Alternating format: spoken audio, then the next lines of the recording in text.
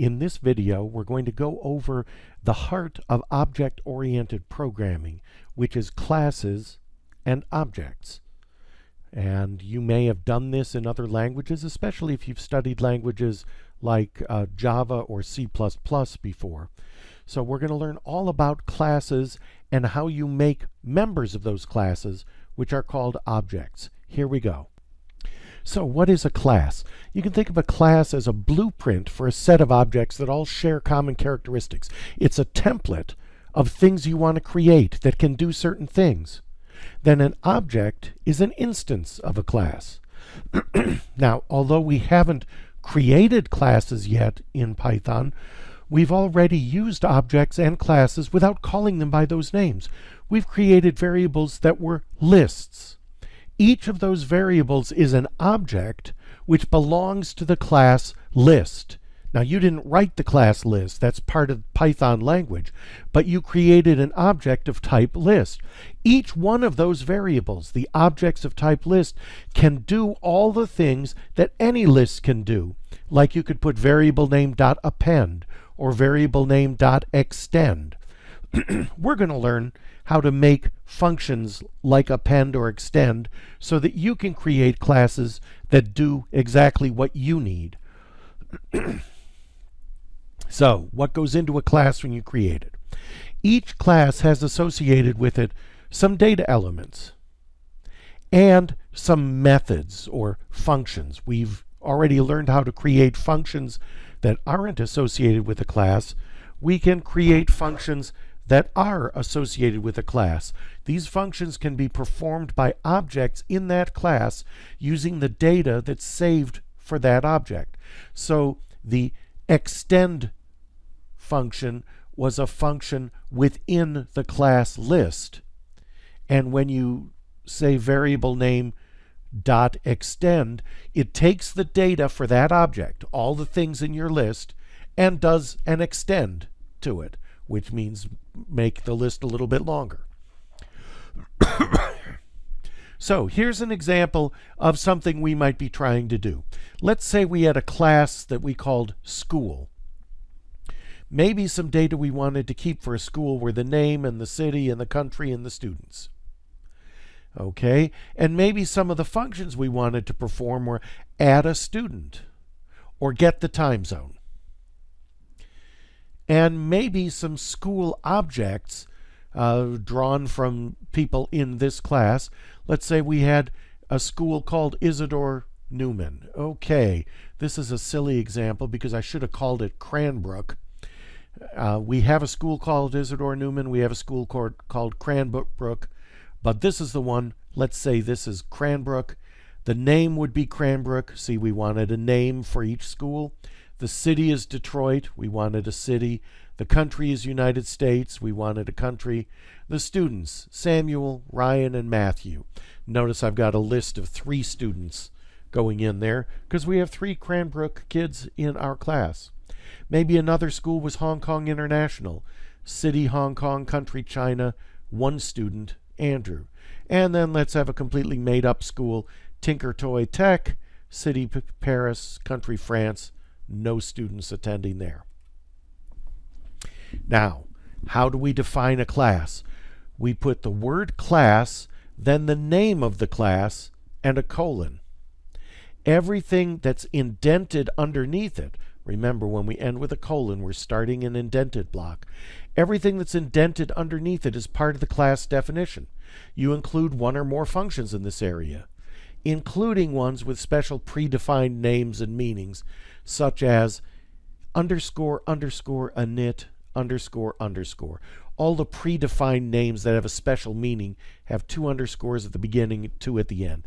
The only one we're going to worry about is the underscore, underscore, init, underscore, underscore. Now, I've called this class school with a capital S. You can use any valid name that you want. The convention is make your class names start with a capital letter and make all your variable names start with a lowercase letter. So I'm going to always try and remember to make my classes capital S. It's still going to work even if you don't use a capital, but it's kind of helpful when you're reading your Python code to get used to capital letters are the names of classes. So suppose I wanted to have a class called school. I do class, school, colon, so everything's indented. I'm going to define some functions. Remember, we learned that in our last set of videos. Define, I put a function name, I put a parameter list, a colon, and then an indent. Define a function name, a parameter list, a colon, and then I indent. Define a function name, a parameter list, a colon, and then I indent. Okay, now what do I do in these functions? You'll notice the very first parameter I gave every function is self, self, self. This is required when you're creating a function inside a class. We didn't do it for functions we created outside a class, like the time zone or the continent function that you created in the last programming assignment. But inside a class, we'll always make the first one called self.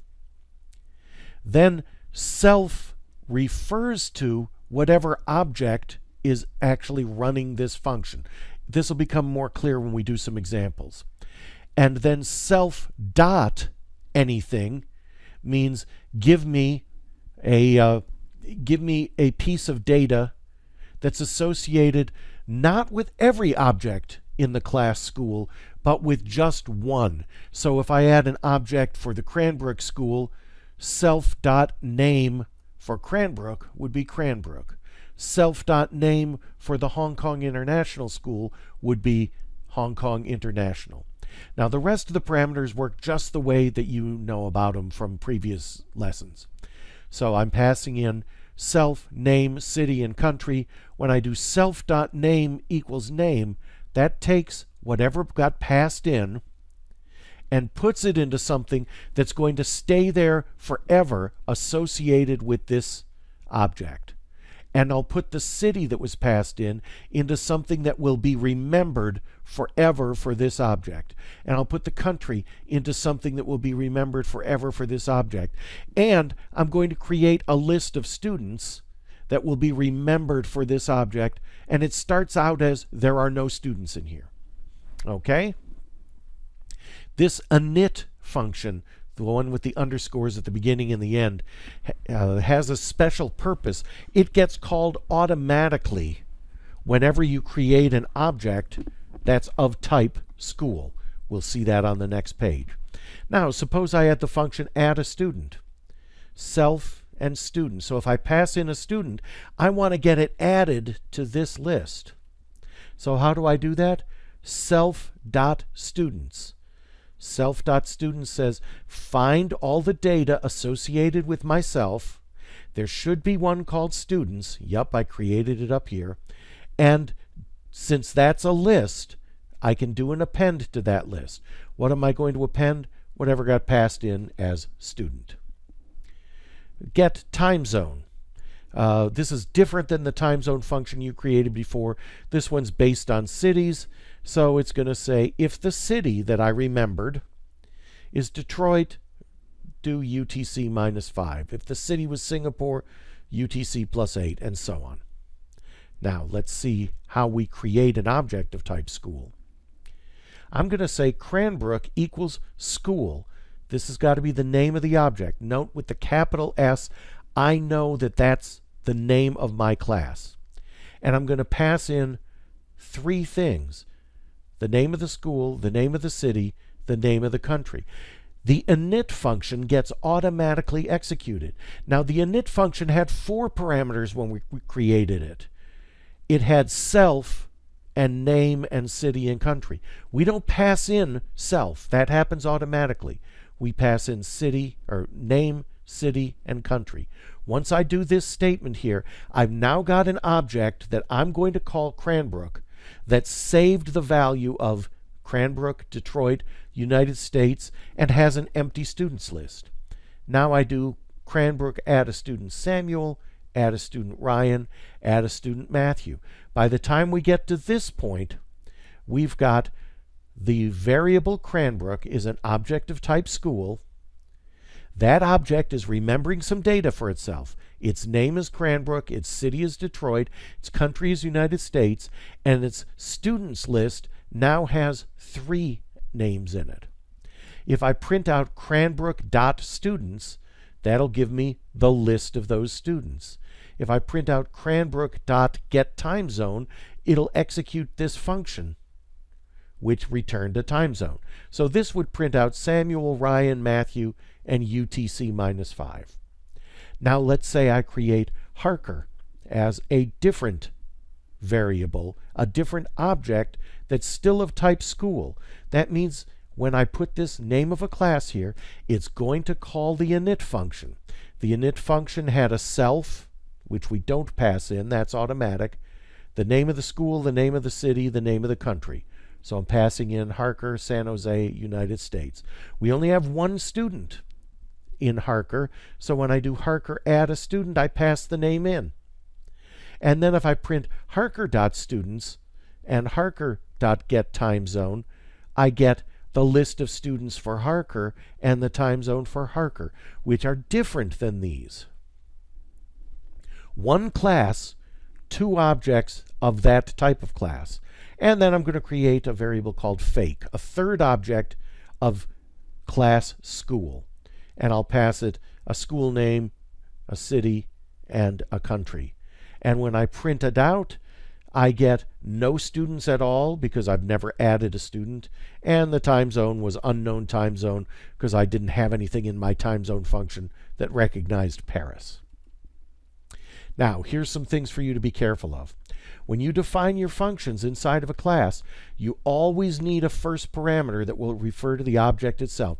The convention among Python programmers is always to call this first parameter self. You always put a function called __init___ that initializes every variable that you'll be using in that class. And when you call a function on an object, this is not defining the function in the class.